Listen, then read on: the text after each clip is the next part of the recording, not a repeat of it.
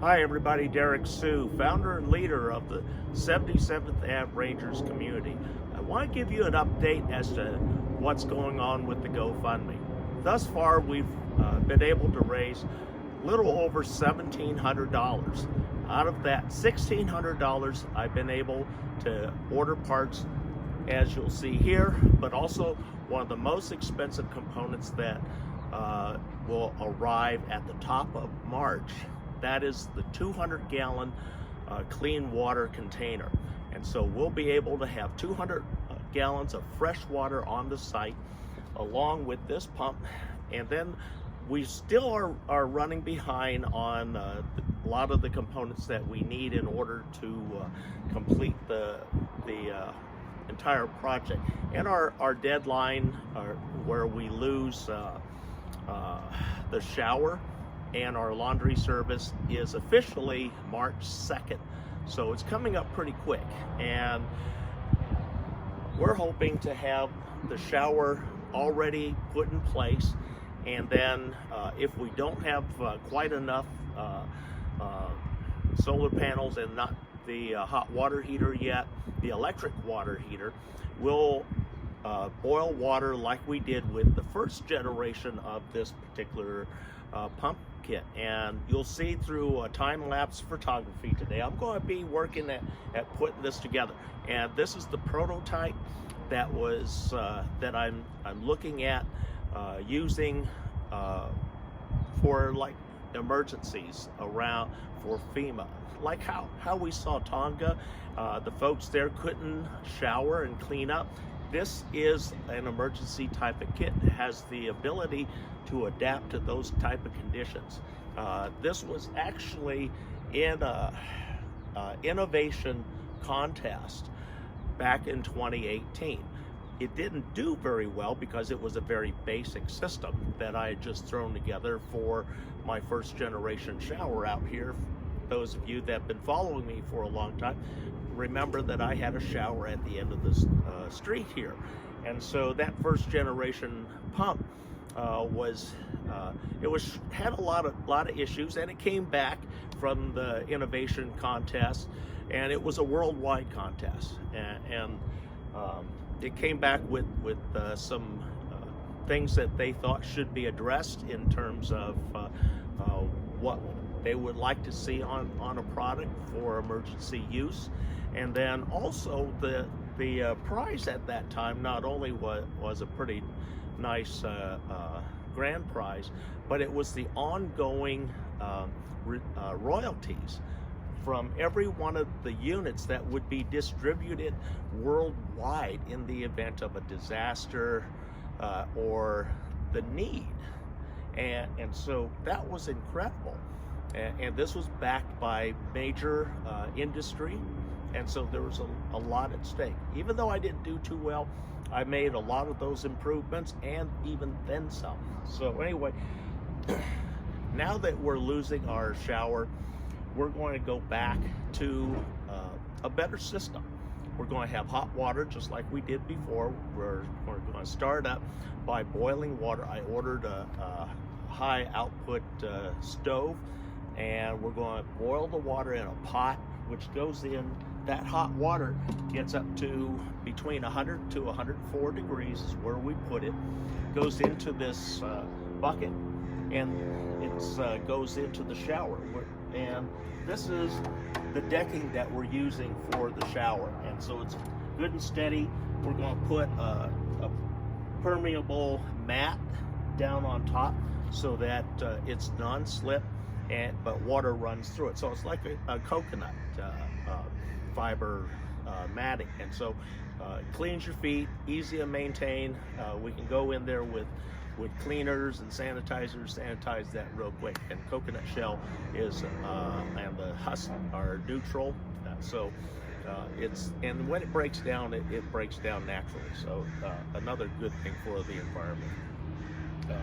But we're going to make that pump, get it all put together so that you can see how this works. And we're going this week to purchase all the final parts and components to build the shelter, the actual shelter surround for the shower with the door, and set everything up, hopefully by next weekend. And so this is President's Day weekend, so you'll need to tune back next week and see how we did with the shower. The only reason why it's taking a little bit longer on that, like I said, where funds are already spent. We have the water tank coming. It's already ordered, and this is what we've spent so far.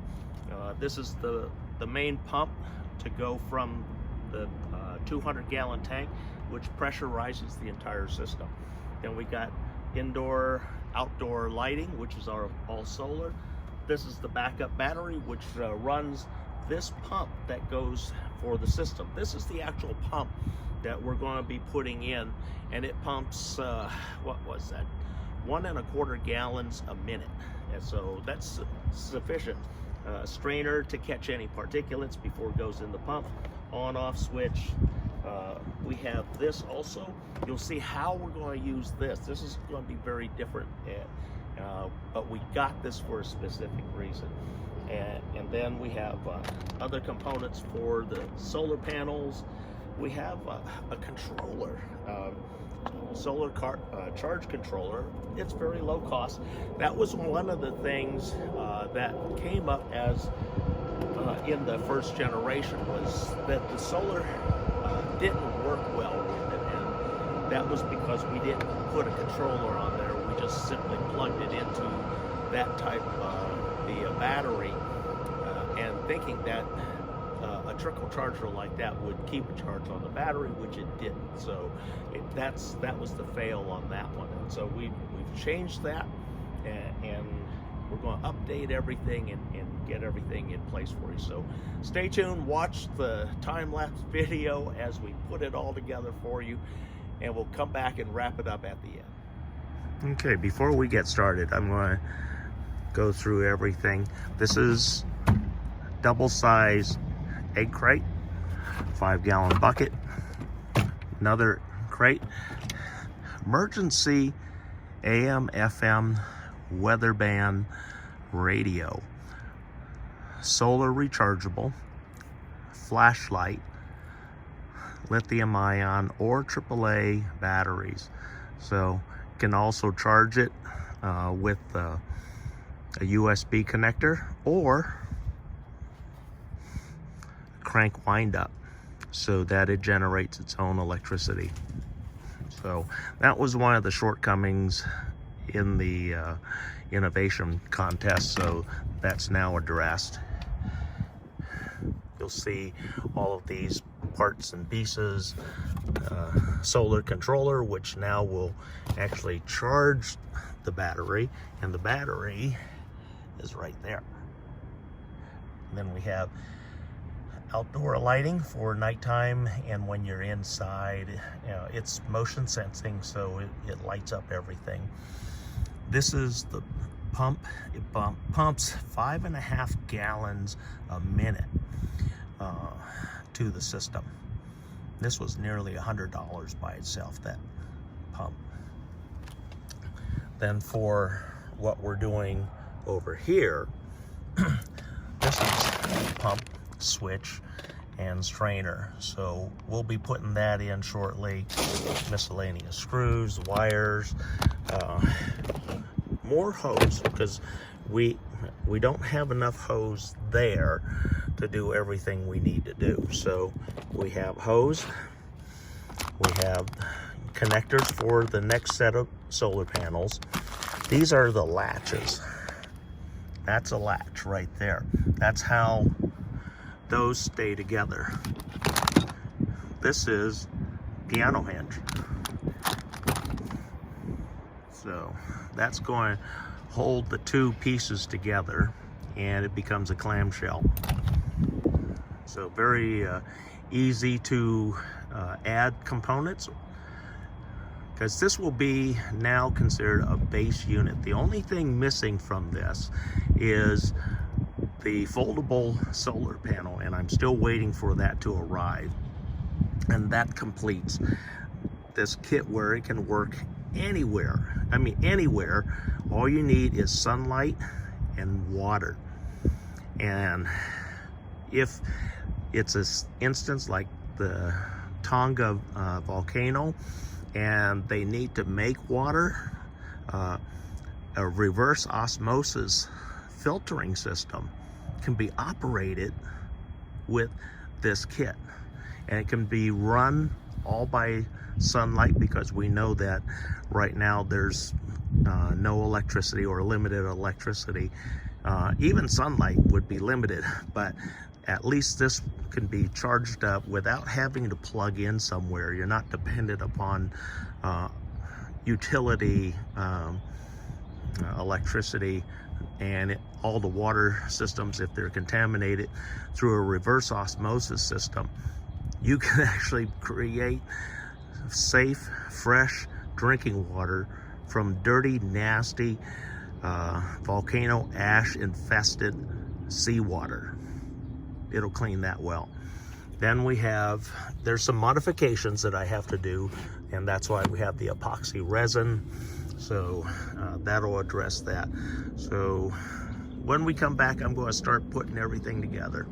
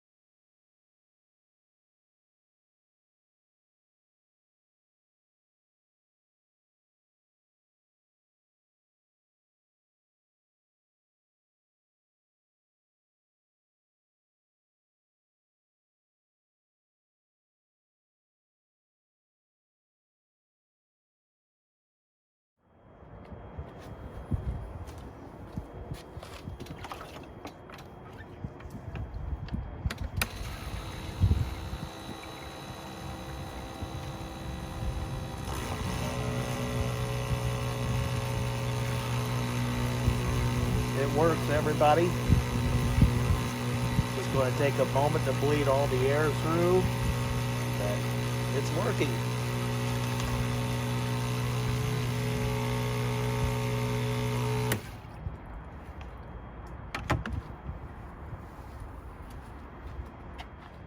Okay, folks, that's everything.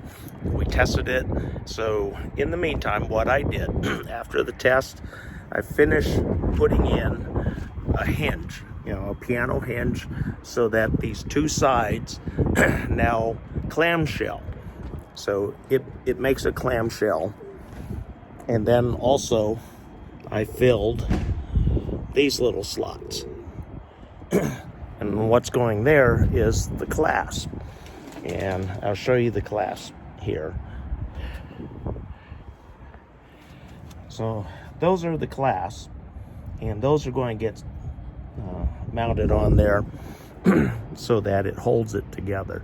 But that's the kit, and everything fits inside. 5-gallon bucket, hoses, everything. And now that makes it a much more complete kit than what it was. So we're going to continue working with this, and This is going to take a little while to dry out, that epoxy, and it says 24 hours. So we're just going to let it sit here and let it harden, and that's it. And so here's the kit in its pretty much final form, and it works really well. So we're hoping that this can be duplicated, and we're going to see about putting this new version back in to the innovation contest coming up later this year. It happens in October, so we've got some time. May have to, do a little bit more, but it works, and that's the important part. It's more complete. It charges cell phones, charges batteries, the little USB batteries, and small electronics. And the only thing we're waiting for is the foldable solar PV panel pack. That's the only thing missing here. And once that is part of this is a complete kit ready to go, and it can be adapted to a lot of different things, such as one of the folks I was just talking to, he has family back in Tonga, and he was talking about the need for water and different supplies. And this is something that can really help in the event of natural catastrophes like that. Because like I was telling him, water is greatly needed, but unfortunately it's all contaminated right now because of all the volcano ash and everything in the water. But here's the thing, with this pump system now, we can actually run a filter, a reverse osmosis filter through this. And so you can run it through solar, and it'll create fresh water for drinking, and also allow a person to shower, a whole family to shower. So and charge their phones, charge batteries, try and stay in communication. So there's a lot of good things that can happen with this. So anyway, thanks for joining me today, and we'll see you on the next time around.